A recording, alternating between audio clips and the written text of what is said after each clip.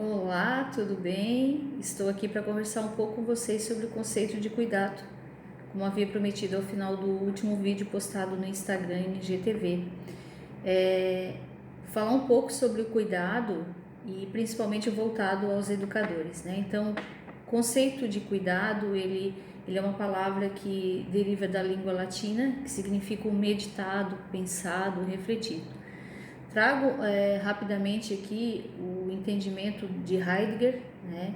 Não com toda a complexidade da sua obra, né? Que ele fala em ser em tempo a respeito deste cuidado. Lá tem uma complexidade, né? A ser detalhada aqui no formato do vídeo por conta do tempo, né? Vou estar trazendo alguns apontamentos importantes para a prática mesmo, né? Do cotidiano do educador ou da própria vivência também. De nós enquanto pessoa, né, que está aí enquanto ser no mundo. Então, sabemos que há uma insuficiência de cuidado com o outro nos dias atuais, né, de uma convivência que promova a cura, como Heidegger fala, né. Então, ele se refere, né, no sentido de cuidado, de antecipar ao bem-estar da vida, o que só pode acontecer em relações de reciprocidade, de mútuo cuidado. Então, quando alguém se dispõe a cuidar do outro, ela precisa ter essa disposição, mas ela só vai poder cuidar do outro numa situação de reciprocidade. Porque para mim cuidar de alguém, esse outro, ele precisa estar vulnerável e se deixar cuidar, né? Então, sabemos que também cuidado é autocura, né? Eu só sou capaz de cuidar do outro a partir do momento que eu tenho também, né, preservado um cuidado de si. Eu fiz algumas aproximações por conta de demandas de trabalho que o próprio SUS se articula, né, em linhas de cuidado. E acho bastante interessante, né, como eles trazem essa dimensão do cuidado para o cuidado da saúde, né? Aqui eu vou voltar sempre para a área da educação para pensarmos, né, como que nós podemos, por exemplo, criar processos de ensinar e aprender que nós podemos chamar de orgânico ou visceral. Então, que depois eu vou detalhar mais lá na frente, né? Então, sempre pautado pelo cuidado, né? Por essa reciprocidade, por esse cuidado mútuo, no sentido de cura mesmo. Para Leonardo Boff, que é um outro autor que fala bastante fortemente em suas pesquisas e suas obras em torno desse conceito. Então, para o Boff, cuidar é mais do que um ato, ele é uma atitude que representa uma ocupação, ou uma preocupação e uma responsabilização de um envolvimento afetivo com o outro, né?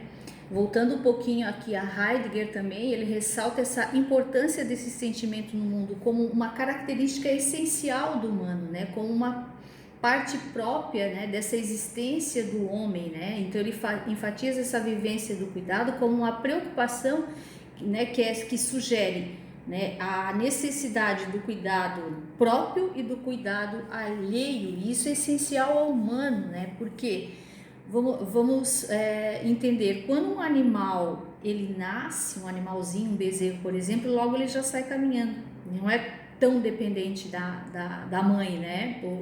Mas o ser humano ele precisa de colo, ele leva anos a aprender a andar, a falar, ele depende, né, de que um adulto leve esse alimento até ele. Então, o cuidado, ele é da essência humana nesse sentido. Nós somos seres desde o nascimento dependente do cuidado, né? Então, nós somos interdependentes, não vivemos sozinhos, né? Então, nós nos tornamos o que somos nesse emaranhado de processos de convivência em relação com tudo o que existe, com todos os seres vivos, com todas as outras pessoas, com os objetos, inclusive. E sabemos que essa relação dinâmica de convivência influencia na nossa constituição enquanto sujeito, né? Então, nesse processo de convivência, nós promovemos o cuidado, a ajuda mútua.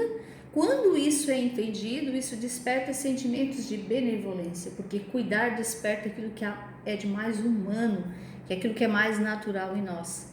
Então, atualmente sabemos que nós não vivemos numa sociedade do cuidado, nós vivemos uma sociedade do descuidado, porque estamos, né, na sociedade que uns chamam de comunicação, do conhecimento, da informação, que eu gosto muito de dizer que nós estamos vivemos hoje a sociedade da distração, né? E isso ocorreu pelo processo de tecnologia que tornou a informação muito rápida, e aí nós precisamos entender que informação não é o mesmo que conhecimento. A informação ela chega hoje de diversas formas para nós, né? Por meio das redes sociais, mas veja bem, uma mensagem de history do Instagram, ela tem uma validade de 24 horas. Uma notícia de Facebook, se eu me lembro bem aqui, são 5 horas a vivência daquela informação. Então a informação ela é rápida, ela é dinâmica, ela tem tempo para acabar e circular. Conhecimento não. Conhecimento ele precisa de pausa, ele demora, né? Então há na sociedade atual uma confusão entre isso, né? E tantas outras confusões que vieram em torno dessa nova dinâmica de um mundo globalizado, né? E com agravantes também por conta, né, do neoliberalismo e de políticas neoliberais, por exemplo, né? Mas voltando aqui para a escola, né? Como pensar a escola como um lugar do cuidado? Então, de acordo com o Boff, como eu citei anteriormente, o cuidado ele sempre está vinculado ao interesse de construir laços afetivos. Então aí nós precisamos nesse momento pensar conceitos junto à escola como afeto, afetividade, emoções, reciprocidade, empatia e amor, solidariedade, generosidade. Então vários conceitos, né, precisam ser pensados para se pensar na escola como um lugar do aconchego, da acolhida e do cuidado.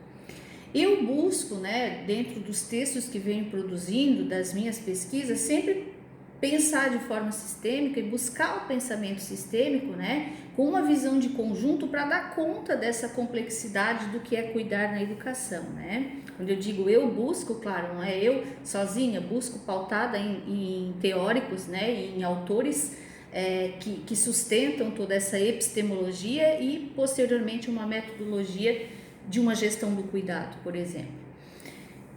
Então essa visão de um pensamento sistêmico, ela potencializa esse movimento do ser no mundo, né? Pensar o dentro e o fora de si mesmo.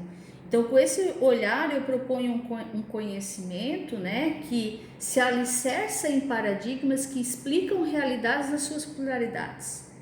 É impossível dentro desse pensamento sistêmico pensarmos apenas por um viés de julgamento, né, que diz que uma coisa é isto ou aquilo. Não, ela é isso ou aquilo, mas ela pode ser uma outra também, que é o pensamento, né, complexo, que nós também precisamos sustentar dentro dessa pretensão, né, de construirmos uma escola como lugar do cuidado, por exemplo.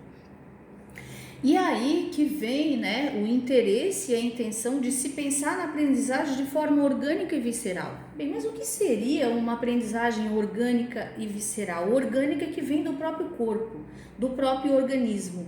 Então é uma aprendizagem que considera o ser na sua totalidade. Durante muito tempo aprendemos e fomos ensinados assim, né, por conta da teoria positivista, do cartesianismo, que dissociou, né, o pensamento da emoção, o cognitivo do emocional, né? Então trazer essas categorias que foram até então dissociadas para entender de um outro modo essa totalidade do ser. Então uma aprendizagem visceral, de acordo com Rolando Toro, né, que é um ator bastante importante para mim nesse pensamento, que o aprendizado para ele compreende 3 aspectos que estão neurologicamente relacionados, que é o cognitivo, o vivencial e o visceral. Então o cognitivo, né, são toda a nossa capacidade, né, neuropsicológica de aprender, né? O vivencial, que seria a vivência, é mais ainda do que a experiência, passa por processos de experiências e processos vivenciais, que são aquelas vivências onde o corpo todo entra nesse processo de aprender.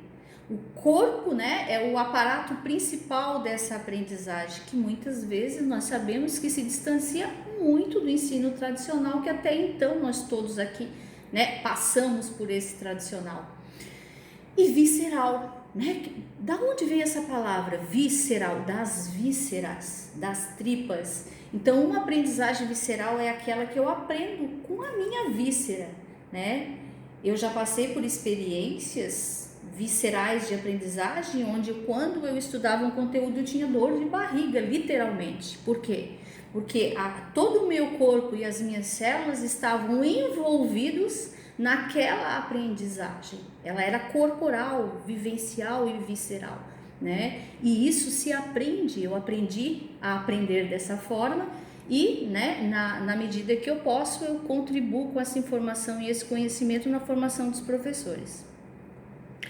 Bem, essa aprendizagem orgânica e visceral, ela considera as emoções, né, como fundamentais nesse processo. Não só os educadores, mas muitos profissionais ouviram muito dizer, né, de uma maneira bastante do senso comum, de que quando nós entramos na sala de aula, nós precisamos deixar as emoções na porta de fora. Aquela história, né, de separar o emocional do racional, o profissional. A neutralidade da ciência, né, fez com que nós ouvíssemos muito esse pensamento, que na verdade nós sabemos que é uma falácia, né? Quando eu entro na sala de aula, se minutos depois eu chorei bastante ou estava sentindo alguma dor, esse corpo vem com toda essa emoção. Então, o que a gente precisa para não fazer um choreiro na frente dos alunos, né? E fazer da aula ali que precisa ser trabalhada um drama, bem, nós precisamos ter a tal da inteligência emocional, que alguns autores nos trazem, né, como o Daniel Goleman, né, que trata das inteligências emocional, e outro autor que também conversa um pouco sobre isso é o Gardner das múltiplas inteligências, que eu também não desconsidero, né, a autoria desses dois autores, para conversar com um conceito que eu tenho pensado muito, que é o de inteligência afetiva. Enfim, emoção. Primeiro passo para nós entendermos a emoção na sala de aula, né, que é o foco da minha conversa aqui. Gosto muito do que o Maturana fala, que ele diz o seguinte: emoções são disposições corporais dinâmicas que levam o indivíduo à ação. Veja bem, disposição corporal dinâmica que me leva à ação. Isso significa que tudo que nós fazemos é emoção, né? Então ela é negligenciada muitas vezes por essas teorias mais cartesianas e positivistas, mas na verdade a emoção ela está imbricada no ser, né? Então precisamos entender que o ser é o ser emocional, que a emoção ela nunca está desvinculada desse sujeito, né? Um outro conceito importante para pensar é a alteridade. O que é alteridade? Alteridade ou aquilo que a presença do outro altera em mim, né? Em convivência. Então, o ato de se reconhecer no outro é, por excelência, um ato de sabedoria, né? E aí vem o conceito também de empatia, né? Que é se colocar no lugar do outro, dizendo assim de maneira rápida, né? E isso exige o quê? Uma constante autoética que pode ser aprendida afetivamente. Bem, isso não é simples, isso que eu estou falando, existe uma complexidade muito grande, por quê?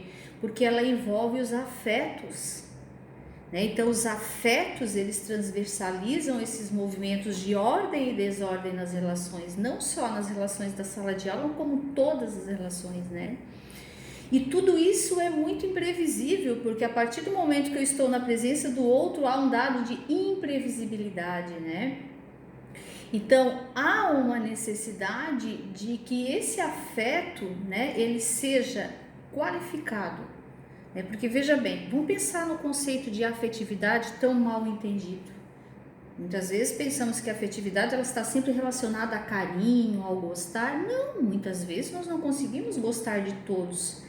Muitas vezes a gente não consegue gostar de todos aqueles que estão no nosso meio, né, de trabalho.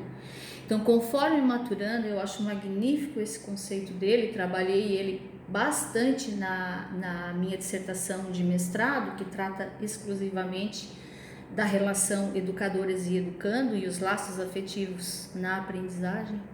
Ele diz o seguinte: a afetividade é um estado de afinidade profunda entre os seres humanos, que ela é capaz de originar sentimentos de amizade, de altruísmo, né, de solidariedade, de companheirismo, mas também os opostos, como a raiva, a ira, a inveja. Por quê? Porque tudo isso é componente do complexo fenômeno da afetividade.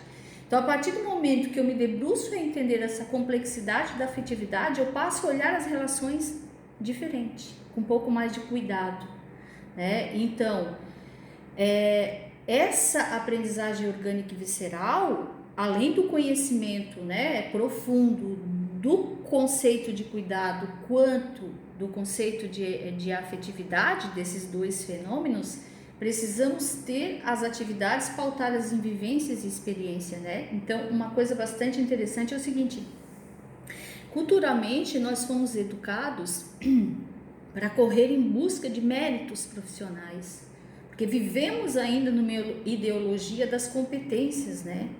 Que pouco se reflete, né, num vínculo de solidariedade e de generosidade com o outro, né? Porque veja bem, a partir do momento que tem mérito, a partir do momento que tem uma corrida para alguém ser o primeiro, os outros serão excluídos, né? Então, no conhecimento de que, aí eu vou usar as palavras de Maturana, tá? Não há uma realidade que seja exterior a nós, né, em que os conteúdos escolares eles precisam ser experimentados e construídos com os nossos pares. Então aí os valores de convivência aparecem, né? Então veja bem, não sabemos lidar muitas vezes com toda essa complexidade porque nós ainda temos medo de perder a autoridade, né? As pesquisas mostram isso, né? Porque para mim cuidar do outro eu preciso também estar vulnerável, eu preciso me dispor de todos os preconceitos e arrogâncias para mim realmente ser o ser do cuidado, né? Aquele que enxerga o outro como legítimo. Bem, aqui não vai dar tempo para me debruçar dentro dessa toda a complexidade, isso são aulas que demoram 1, 2, 3 ou 4 horas, mas como eu havia prometido, me debrucei um pouquinho a pensar sobre esses conceitos aqui, né? E como fazer isso? Que daí eu já posso estar falando em outro momento depois, né? Teórica e metodologicamente, nós temos a gestão do cuidado, né? Que demanda, né, proporcionar aos profissionais uma formação ética, né, com uma estética biocêntrica. Daí vai entrar também a questão da educação biocêntrica, que é uma possibilidade pedagógica maravilhosa para trabalhar, né, nesses processos pautados pelo cuidado. Então, nós vivemos, né, e nós educamos no mesmo modo como fomos educados.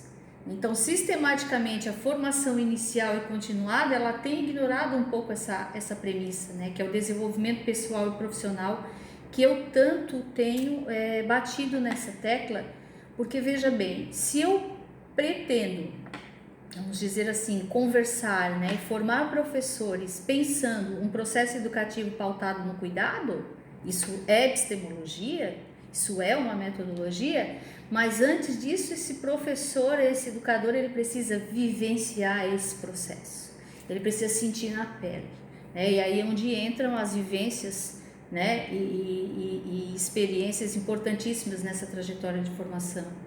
Passei por elas, posso citar aqui quais foram a que estão muito vinculadas com também o autoconhecimento, que foi a biodança, que é a metodologia da educação biocêntrica, e o yoga, né?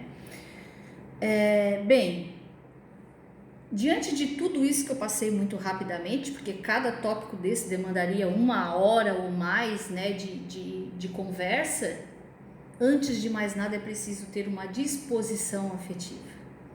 Então, para que essa aprendizagem ocorra, é preciso que eu me disponha, né, que eu tenha um desejo de cuidar, mas antes de tudo que eu também queira ser cuidado, né? Então, mediado por afetos qualificados que olhem as diferenças na aceitação e não apenas na tolerância. Bem, tudo isso aqui é muito complexo que eu estou falando. Eu vou sintetizar aqui, né, o que eu faria se eu não tivesse conhecimento de tudo isso que eu estou dizendo, porque eu tenho conhecimento aprofundado, que escrevo sobre isso, né? Toda a minha trajetória acadêmica está pautada principalmente por esses conhecimentos, mas vamos supor que eu seja leigo em toda essa conversa, o que eu faria? Olharia para mim, me olharia no espelho e responderia: hoje eu estou me cuidando? As relações que eu tenho tecido hoje, na dinâmica familiar, né, da intimidade ou profissional, elas são pautadas pelo cuidado? Quando eu chego num ambiente, eu me antecipo ao bem-estar do outro? Um exercício importante é olhar o nosso movimento corporal, qual é a nossa dinâmica de corpo, porque o corpo fala, dos nossos gestos, porque tudo isso está muito na base da sutileza, né, na dinâmica ali do sutil. Quando eu chego num lugar, eu tenho o cuidado e a consciência de que a minha presença altera todo aquele ambiente. Quando eu saio com o cuidado de deixar o menor dano possível àquelas pessoas e àqueles ambientes. Esse é o primeiro passo. Por quê?